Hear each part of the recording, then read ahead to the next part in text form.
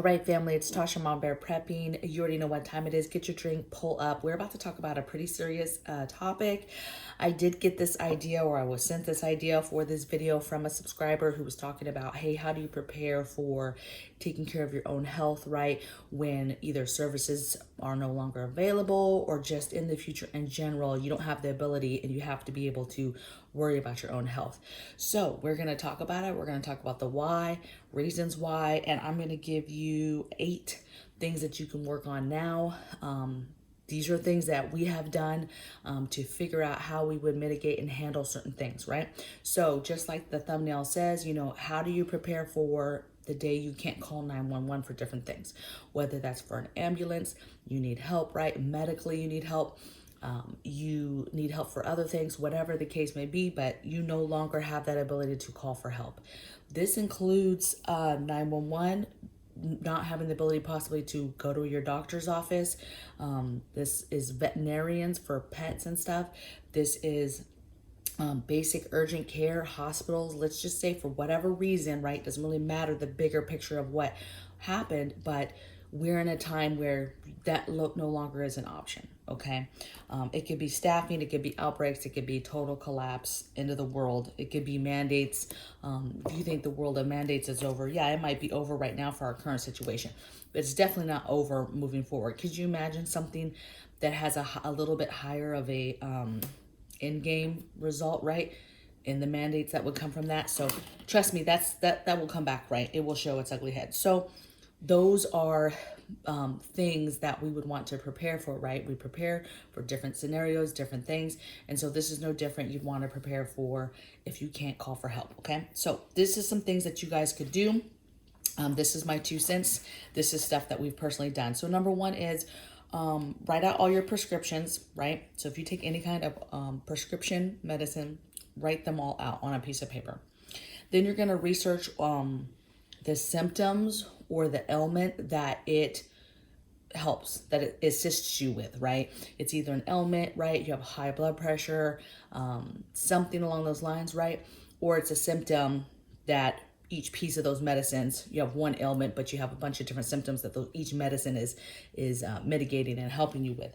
And then you're going to start researching independently each one, which holistic options you could use for those symptoms, right? If you open any kind of holistic healing, medicinal healing, plant healing type books, a lot of them are listed by the ailment or the symptom, and then it will go into plants and different things that you can, and then it will go into the different ways that you could, you know, process that plant, let's say, or that seed or that branch or that bark or the leaf, whatever the piece is, the flower, whatever. They'll tell you how to process it, and then you can use that in different teas and tinctures and different things to help yourself, right? So this is you figuring out what are your holistic backup options for any kind of prescription meds. For some people, they take prescription meds that once they wean off of them and they're fine, they'll be fine, okay?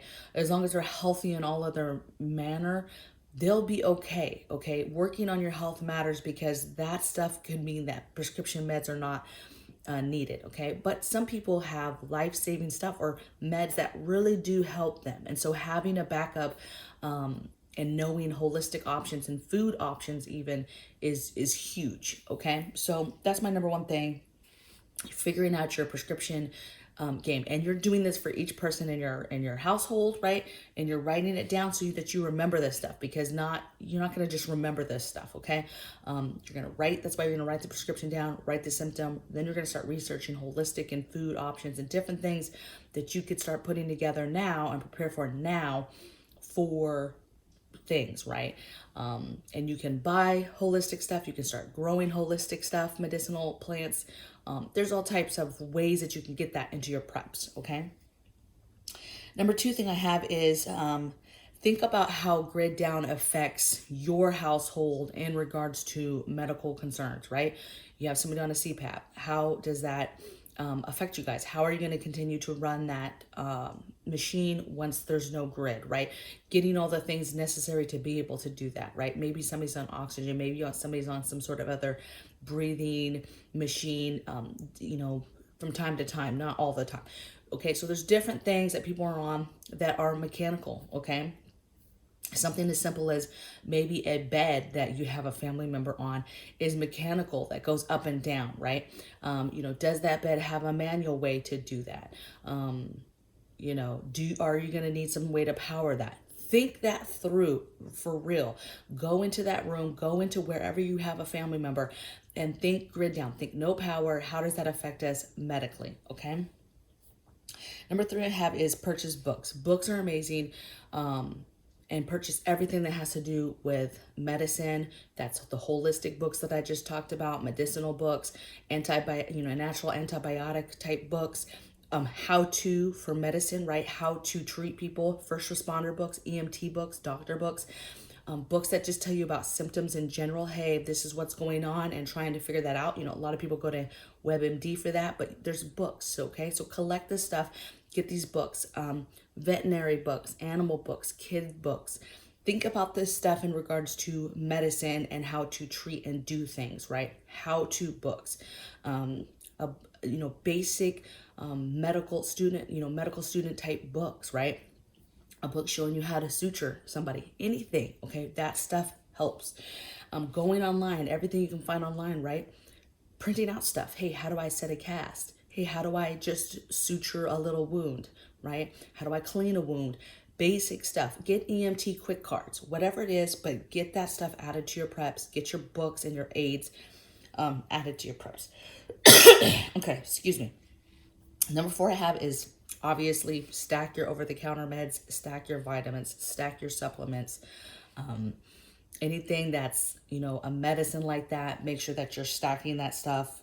Antibiotics, a lot of people are on this Jace case for the antibiotics. It's quite expensive.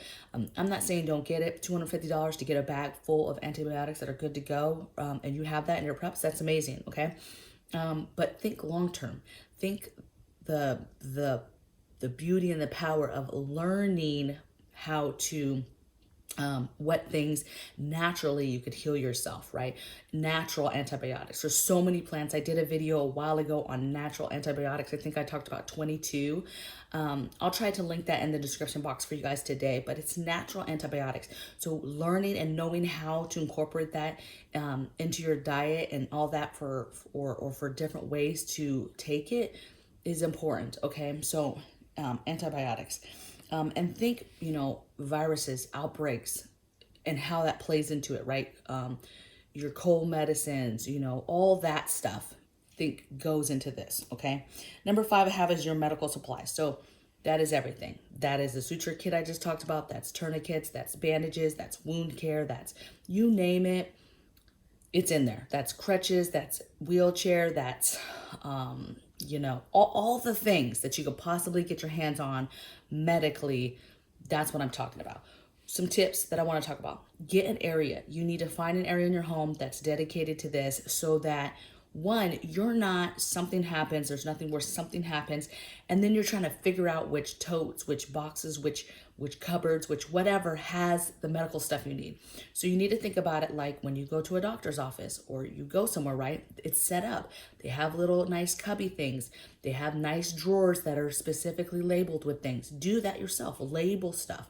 Get you some nice organizers and get stuff labeled and have it all in one area to where something happens, you can immediately go there and quickly see where the stuff is, okay?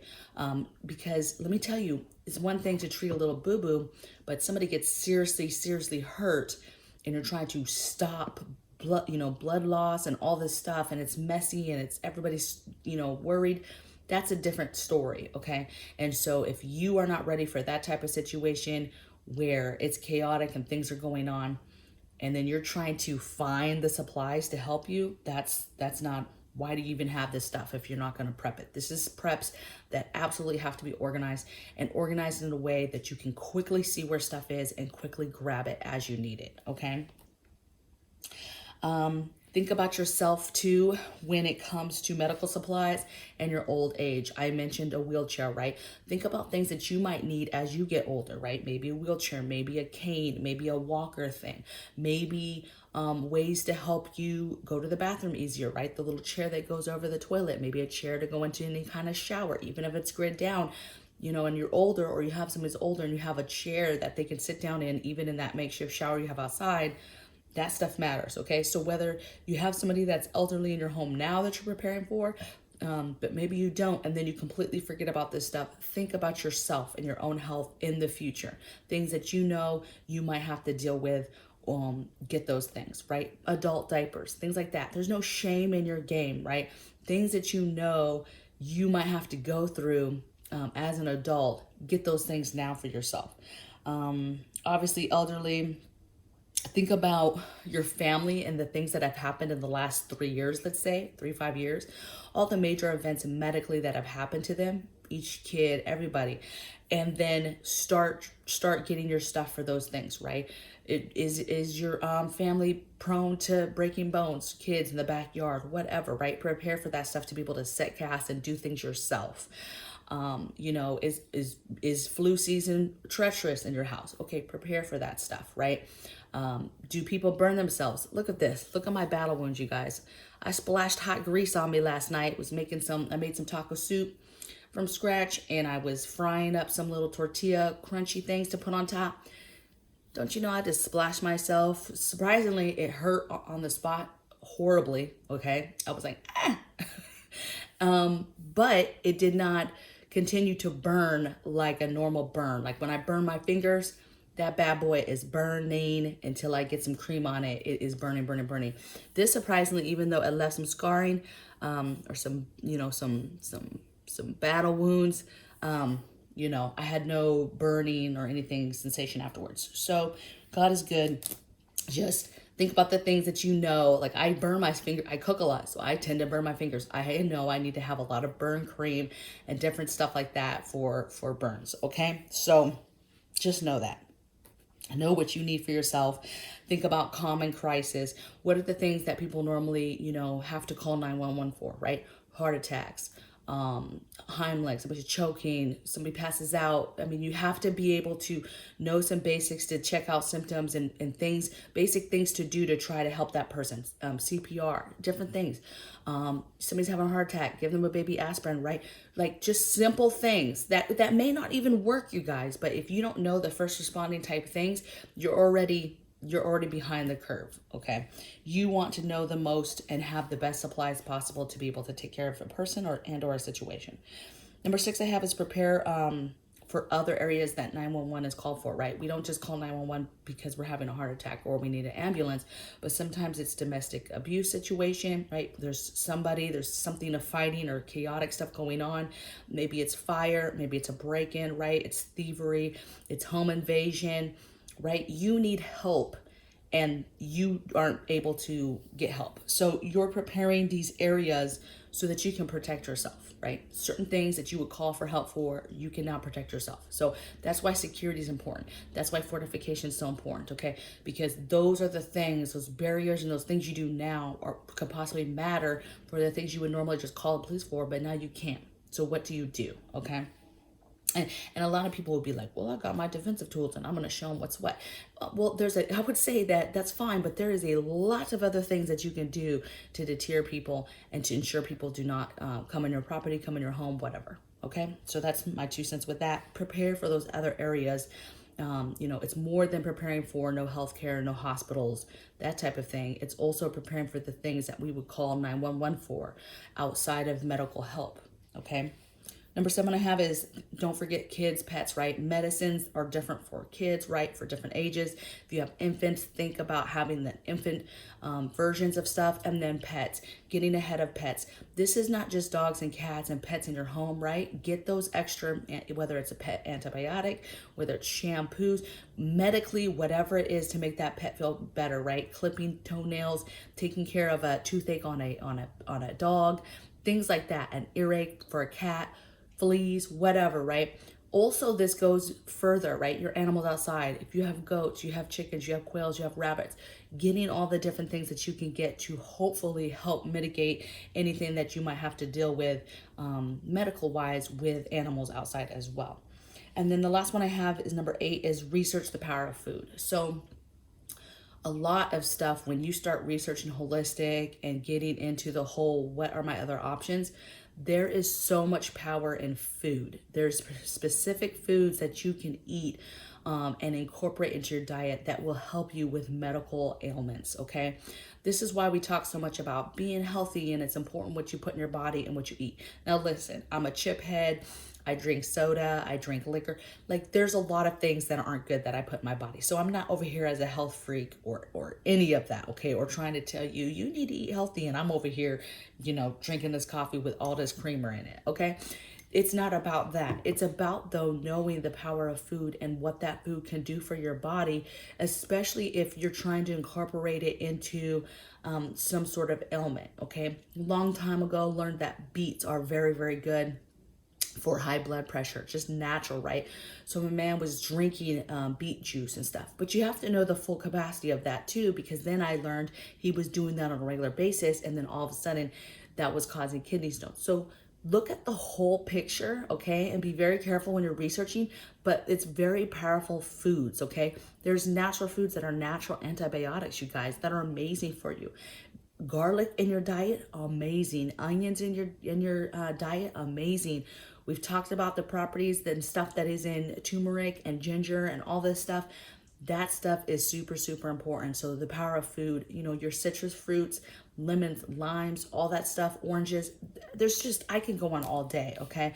So learning the power of food, incorporating that food. A lot of this stuff, when you're talking about ailments and trying to come up with backup options, yes, maybe you're trying to figure out other vitamins and backup vitamins that you can, and supplements you could take that would help with the situation, but incorporating certain foods could help as well, okay? That's why doctors, you know, want you to change your diet when it comes to certain things, because by changing your diet, it helps with a lot of ailments, like cutting back your sugar or cutting back your salt intake, okay? Simple things like that will help overall, okay? So think about that. If you incorporate it now, maybe you're mitigating and getting stuff out of the prescription and needing medication as a whole, but definitely, you know, incorporating that later when maybe you don't have any other options and literally your life is dependent on how healthy that you can get and become. So just my 2 cents, you guys. I hope you guys enjoyed this video. I hope you learned something about what we're doing, or something, you know, made you go off squirrel and think about something else that has to do with preparedness. That's okay. I'll try to link a couple videos for you guys today. One last thing is, I am trying to get my second channel up and running this afternoon. So by the time you watch this video, go ahead and try to do a search for Mama Bear Homestead. I will, I'm working to get this video uploaded right now, and then I will immediately be going over there. There should be a welcome video when you guys get over there, and you can check it out. So I appreciate the support. If you could go there and give me a thumbs up on the welcome and subscribe to the channel, I would love that.